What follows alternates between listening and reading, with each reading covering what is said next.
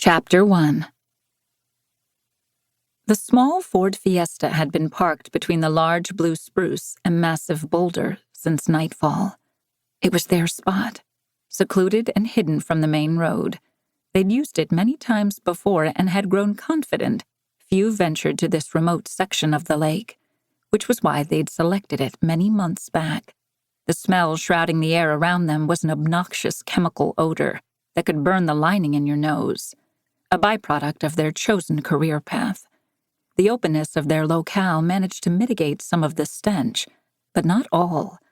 Even in the rural areas, neighbors took notice of such things, and it was for this reason they'd been careful in their scouting. The two men sat on a rock looking out at the lake. The stillness of the water gave a glass-like quality to the surface, serving to bounce the moon's glow up onto the surrounding hills. More light to work by, but that also meant more light to be spotted by a curious hiker or fisherman. Steve Swanson worked a lump of tobacco from the left to the right side of his mouth.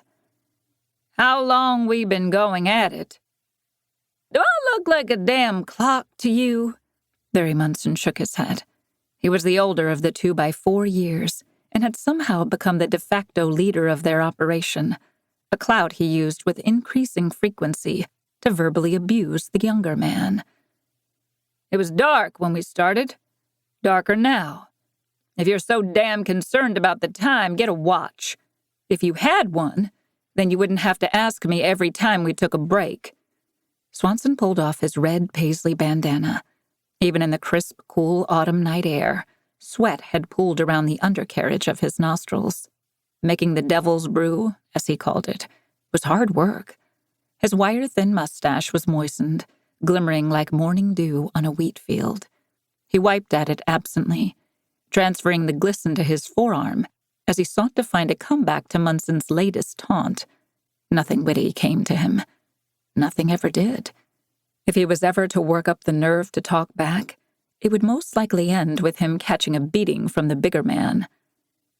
"Just feels like we've been burping that last batch forever," Swanson said. "This is the best run we've had in a few weeks. Gonna make some good money on this." Munson thumbed back toward the various pots and glass beakers on the flat rock behind them. Tendrils of noxious gas snaked into the air as the pots cooled. The chemical reaction's peak had fallen off. Once it stopped altogether, they'd dump it and run a new batch. Swanson had learned how to cook meth using a cheap and easy system called the one-pot method. It was a dangerous technique in which all the ingredients were put into the bottom of a big-mouthed bottle of soda. Swanson's bottle of choice was the 1-liter Mountain Dew. The heavy plastic worked well to prevent breakdown during the volatile reaction of lithium and water.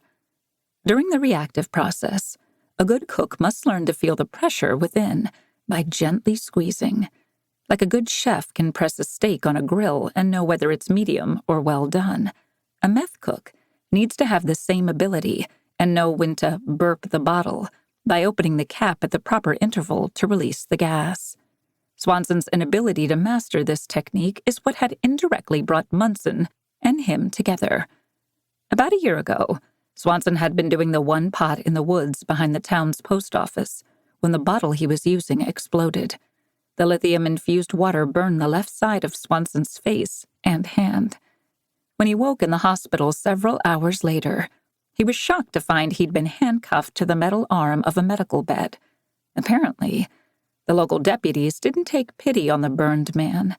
They'd found his stash of finished product and charged him with operating a drug factory. Hard to make the argument the drugs weren't his when Swanson's face bore the evidence. It was during his stint in the county lockup subsequent to his failed entrepreneurship that Swanson and Munson first met. Much of their time was spent talking women and drugs. Not much else to do when you're cut off from the outside world.